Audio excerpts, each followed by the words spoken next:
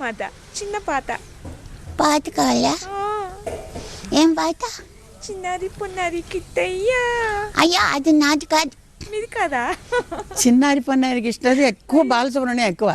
భారతీయ సినీ సంగీత ప్రపంచానికి చెందిన ప్రముఖ నేపథ్య గాయని ఎస్ జానకి నిన్న రాత్రి మైసూరులో కన్నుమూశారు. గత కొంతకాలంగా వయోభారంతో పాటు ఆరోగ్య సమస్యలతో బాధపడుతున్న ఆమె ఆసుపత్రిలో చికిత్స పొందుతూ తుది శ్వాస విడిచారు. నాదో చిన్న లైన్.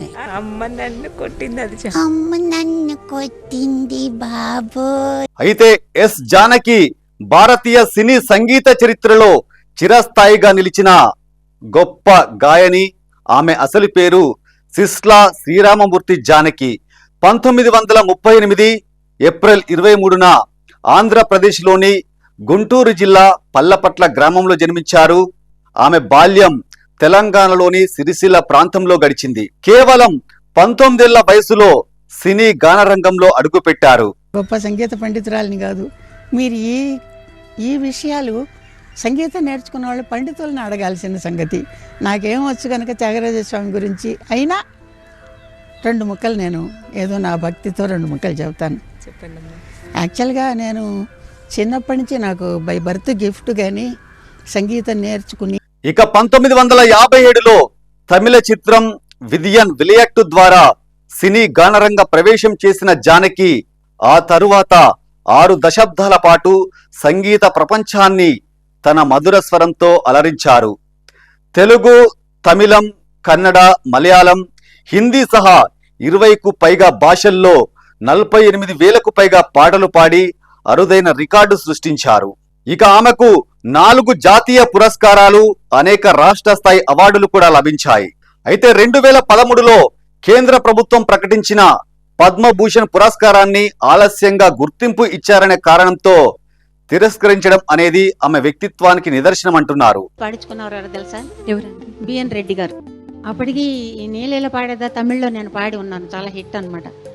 ఒక ఫంక్షన్లో అందరూ కలిసినప్పుడు ఆయన కూడా ఆ ఫంక్షన్కి వచ్చారు. బిఎన్ రెడ్డి గారు నా దగ్గరకు వచ్చి, అమ్మా నా పిక్చర్లో నువ్వు ఒక పాట పాడతావా అని అడిగారు. ఈ బయట వారి పెద్దలు, అప్పుడు నేను ఇంకా చాలా తక్కువ చిన్నదాన్నే కదా, పాడమని ఆర్డర్ వేయండి అని చెప్పారు. ఇక తన స్వరంలోని భావ వ్యక్తీకరణ, గాత్ర మాధుర్యం, వాయిస్ మాడ్యులేషన్ కారణంగా ఆమెను గాన కోకిల, నైటింగల్ ఆఫ్ సౌత్ ఇండియా అని అభిమానులు ప్రేమగా పిలిచేవారు.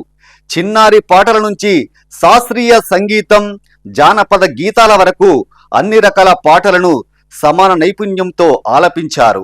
ఇక ఎస్ జానకి ఎన్నో పురస్కారాలు, గౌరవాలు కూడా లభించాయి.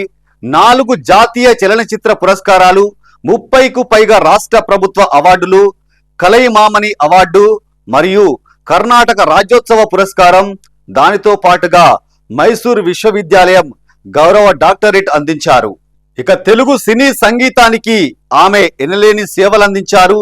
ఎస్పి బాలసుబ్రహ్మణ్యం, ఘంటసాల, పిబి శ్రీనివాస్, యేసుదాసు వంటి దిగ్గజ గాయకులతో కలిసి ఎన్నో చిరస్మరణీయ గీతాలను ఆలపించారు.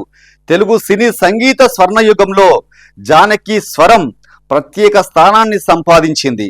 ఇక జానకి మృతిపై దేశవ్యాప్తంగా సినీ, రాజకీయ ప్రముఖులు సంతాపం వ్యక్తం చేశారు. తెలంగాణ ముఖ్యమంత్రి రేవంత్ రెడ్డి, ఆంధ్రప్రదేశ్ ముఖ్యమంత్రి నారా చంద్రబాబు నాయుడు, బీఆర్ఎస్ నాయకుడు కేటీఆర్ తదితరులు ఆమె సేవలను కొనియాడారు. ఇక పాట ఉంటే జానకి గుర్తుకొస్తుంది, జానకి ఉంటే పాటే గుర్తుకొస్తుంది. తరతరాల సంగీత అభిమానుల హృదయాల్లో ఆమె స్వరం ఎప్పటికీ మారుమోగుతూనే ఉంటుంది. ఎస్ జానకి గానం ముగిసినా ఆమె సంగీత వారసత్వం శాశ్వతం అంటున్నారు ఇటు సినీ ప్రముఖులు, అదే విధంగా అభిమానులు, రాజకీయ నేతలు కూడా ఆమెను గుర్తు చేసుకుంటున్నారు.